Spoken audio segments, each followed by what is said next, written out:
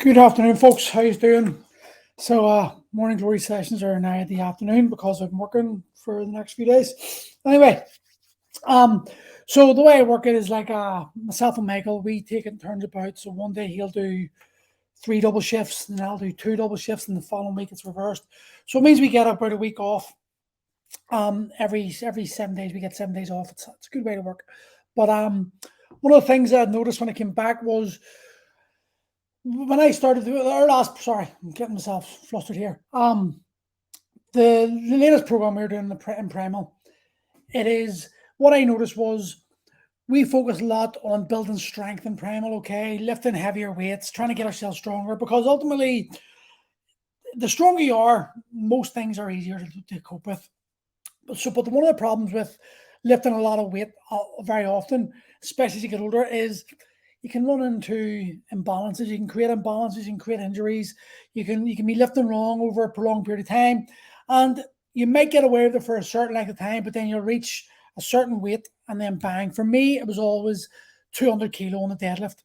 I was able to get up to 190, 195, get a 200 for a couple of reps, a couple of weeks, and then bang, something happened in the back.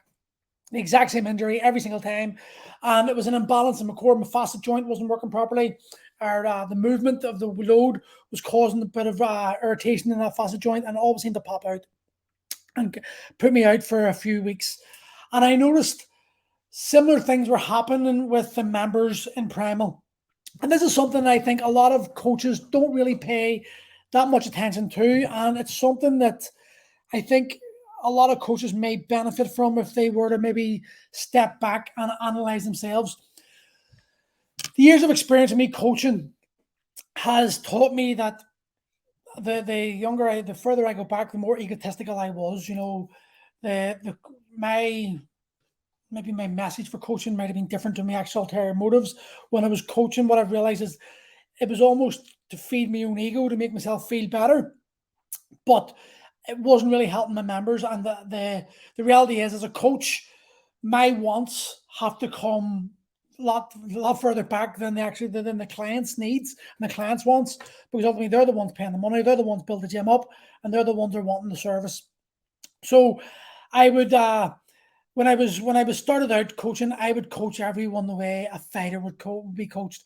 And back in the day when I was doing MMA, no one knew what MMA was. It was still called cage fighting, and it was just go hard or go home. It was basically like CrossFit, only the people doing it were actually hard instead of wanting to be hard. And so we used to beat the shit out of ourselves. Our circuits were like beat the shit out of yourself. Our sparring sessions were beat the shit out of yourself. You'd go home, you get a sleep, you get back up, and you would come back and do it again. And ultimately, when you came to the fight, you were absolutely knackered. You couldn't even fight because you were so fatigued. But no one really understood that back in these days because it was a young sport. And as I've got older, the injuries have come more pronounced, and I've realized that my body isn't capable of doing this. I have had to change my training, change my approach to training, and start sort of swallowing my own ego and maybe accepting that I didn't know all that I thought I knew, and that my methods were flawed. But that's also put me in a position where I had to learn. I had to go back and start questioning what I was doing, my methods, and redefine them. And I think it's something that a lot of young coaches could benefit from as well, is accepting and realizing that they aren't the best in the world, and that there are guys out there that know more, and that my phone battery's going to die. That life experiences are going to teach you lessons that no book can, and only through prolonged coaching can you expect to become a better coach. You know, the more you coach people, the more mistakes you make, the more you're going to learn. And one of the things that I've noticed from when I've coached guys, and this is mainly for guys, it's girls not really as much because these aren't as egotistical. Some of these are, but not mostly. Is that guys suffer from it? That I'm joking about in my Facebook one there. Guys suffer from a disease. It's a virus that's very infectious, and it's called Usetoitis. Because if you get a group of guys into the gym and they're surrounding the deadlift, they're going to start telling you, I used to be able to deadlift this. I used to be able to bench press this. I used to be able to play 90 minutes in a football match. I used to be able to run a mile in X amount of minutes. Usetoitis. What they're sort of ignoring, and they're purposely doing it, subconsciously they're doing it on purpose, is that they're not wanting to acknowledge where they currently are today. And this is one of the biggest problems I see in the coaching industry and coaching men, like guys I coach. When you hit 40, it's pretty painful to accept you're no longer 20. Because when you're 40, you still feel like you're 20. You still look at yourself and go, yeah, I've still got it. You're not sort of that cusp of middle age, but you're still not willing to let go of that, and you still believe that you've got it, and you can. That 25-year-old, I could smoke him if I needed to. Do you know that sort of ego still there? And what that tends to do for guys is they come in, they see a younger guy lifting heavier weights. A lot of them will look and go, especially if they're playing sports stars, they've been good high level sports stars, has be more prevalent then. They'll try to lift that deadlift. They'll try to match that young guy pound for pound. And ultimately all they're doing is building up bad habits, putting their body under unnecessary stress, unnecessary risk. And ultimately, after a few weeks, they get injured. Now, I noticed this problem was occurring quite regularly in Primal, and that's down to my coaching. And I have to be willing to sort of think, go, right, okay, I'm giving these guys, the members, what they want, not exactly what they need. And Dan John always said this, like a coach will give someone what they need or what they want. A decent coach will give them what they need. A great coach will give them what they need and what they want at the same time. So I had to figure it this way. And the last 6-7 weeks, what I've started to focus the members on is single joint exercises, single-sided exercises. So give them what they want. They want the deadlift, they want the bench press, they want to do all these things. But I had to find a way of engaging their core, addressing their mobility issues that are causing injuries when they come to heavier weights. And also, as we've done a heavy 12-week program, or 2 programs over 12 weeks that were pretty heavy going, their body needed a rest. And this is something that other coaches need to realize, especially as we get older. The rest period you have, the amount of rest you put in is probably more important than the actual work. If you're working, so if you're lifting heavy weights, if you're going pretty hard, maybe 3 times a week, it's crucial that you make sure that you're resting as hard as you lift, because that's when the body's going to recover. And I think with the way Instagram is, the way Facebook and social media goes, it's all about how much you're lifting, joining the 100 club, bench pressing 100 kilo, deadlifting 200 kilo, whatever it is. It's this push to get the video up to show people how awesome you are. And a lot of people put themselves at unnecessary risk while doing this. So we stepped back and we started doing single leg stuff. So single leg deadlift, single arm bench press on a Swiss ball, single arm rows with presses, and a shit ton of mobility. We also threw in some kettlebell complexes, because kettlebell complex means you can use a lighter load, but you're going to be lifting higher. You're going to be doing higher reps, meaning that you're going to get a workout without as much of a risk put onto the exercises. What's happened is that over this last 6 weeks, the guys and girls, their core has become a lot stronger. They have actually noticed themselves the imbalances between the left and the right side, their dominant side, their non-dominant side, and they're starting to become more aware of where their problems could be lying when it comes to the main lifts. Now we're about to go. Well, I was going to leave it for another week, but I'm going to go in. We've done 6 weeks, so next week we're going to start a new program, and it's going to be a much more intense program. And then the more intense is, but what I'm expecting is that we haven't lifted heavy for 6 weeks, so for the first week or two, people's expectations will be a bit lower. Then muscle memory will kick in. Once that muscle memory kicks in and people are getting into the groove again of lifting the weights, I expect to see a significant improvement in their bench presses, in their deadlifts, in their squats, because they've been focused so much on their balance and their core, that when it comes to engaging, and they've spent a long time, like most of my members have been with me 2, 3, 4, 5 years, and they're going to have like a good foundational level of strength already built in. So taking a 6-week step back, using lighter loads, but keeping the stress levels high, in that the movements are more controlled. There's a lot of balance required and fixation required, which is a different sort of workout for them. They haven't really focused on that much, which means they were coming out of their gym sweating. Like, a lot of people want to sweat anyway, but their balance and their core is becoming a lot stronger. So I'm expecting to see massive gains in their, not massive gains, but a very good gain in their 1 RMs, their 5 RMs, etc. at the end of this next program.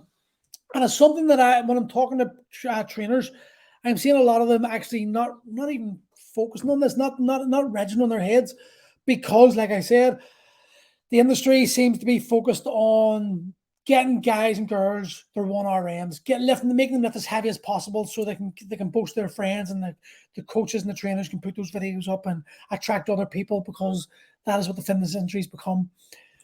But the reality is, when you're 40, when you're 50, whatever, how is being able to deadlift 200 kilos, say, right, good, decent weight, how is that going to cross over to your everyday life? Because this is where the head loggers or the loggerheads come together.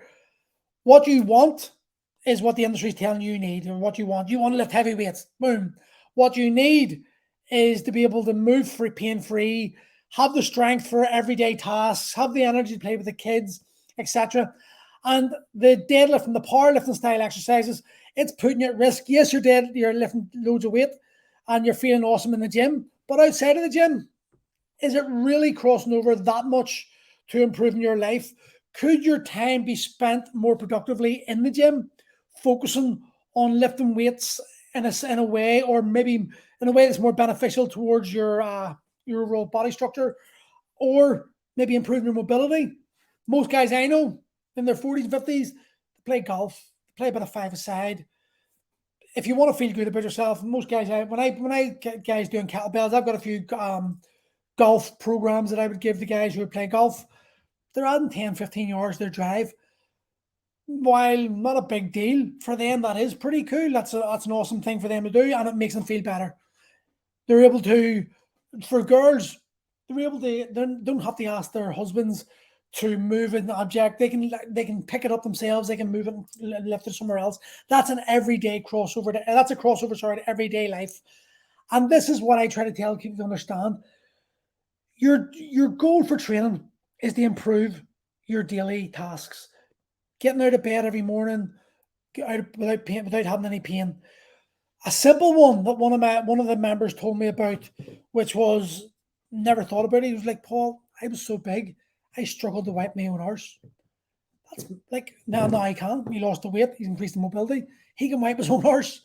That may sound like, well, everyone should be able to do that, but in today's society and the way some people live and the way we eat and our habits, that is a genuine concern for a lot of people.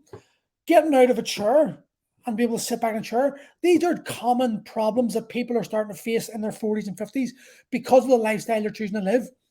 For that person, deadlifting 200 kilo is so far down the road, so alien, that it's no interest. What they want is the answer to their everyday problems. And as those everyday problems are addressed and their quality of life increases, then they can start moving towards the lifting the numbers game, and just fueling the ego slightly. But I think as a coach, as a trainer, more and more coaches could benefit their clients a lot more by actually focusing on their needs. And this comes from conversation. My members hate me because I literally talk the fucking leg of a stool with them. As you can see, I talk every day on this shit. But I talk to them all the time, and I always try to get deep into understanding them and what their problems are, because it's only through understanding the person as an individual can I get an idea of what their life entails. And when I understand what their life entails, I'm then able to take the generic program that we're doing that's on the board and give small adaptations to that individual. Maybe he's a golfer, maybe he's struggling with his rotation. Add a few rotational mobility exercises in that. That's going to improve his golf game. It's going to make him be better. And he's also getting stronger. He's also getting more mobile. Small individual changes for each member means that their quality of life is a lot better. And this is something I excel at. I'll be honest. I excel at designing programs that can be used by the masses, but then jumping inside that and tailoring it for the individual. And when you can do that and you can make an impact on that person's life, then they're more open to listening to what you've got to say. You've proven, you've set the proof in stone that you can help them, and then they're going to be more open to listen to you. And it's something I'm seeing the coaches, young coaches, struggling with.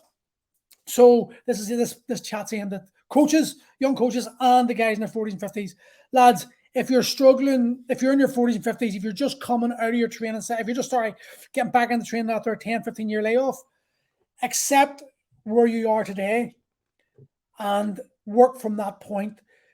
And genuinely, I would encourage anyone who can to go and seek out a high-level coach, someone with a lot of experience, and listen to what they say and put your trust in them, because ultimately you've got one body, right? And when you get to my point in life and you're starting to get that middle age bracket, injuries take a long time to recover from, and they can be off-putting. You can be getting yourself through that momentum, just hit a stupid movement, bang, your shoulder goes, your back goes, your hamstring, something goes, and you're out for 6-7 weeks. And that 6-7 week layoff, you'll probably find a lot of guys end up 6 months down the line instead of they haven't trained in it for a long time, because they've got out of that habit, and training is about habit.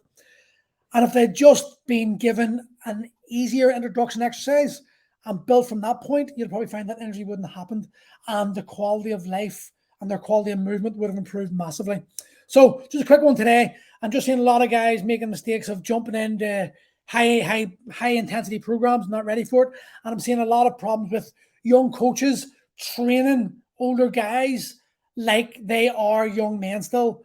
But unfortunately, the young coaches, they don't have the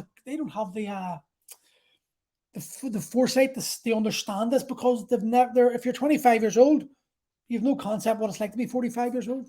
You don't understand it because you've never been there. So if you're a young coach and you've got an older client, start them back a lot lighter. Work on mobility, work on movement. If you're an older guy, middle-aged guy, drop the ego, come into the gym feeling a bit ready to be humbled with your what you believe you can do and what your body's actually capable of, and just accept where you're at and build from that point. Anyway, that's enough waffling today. I will speak to you hopefully tomorrow. If not, I'll see you Monday. Have a good day.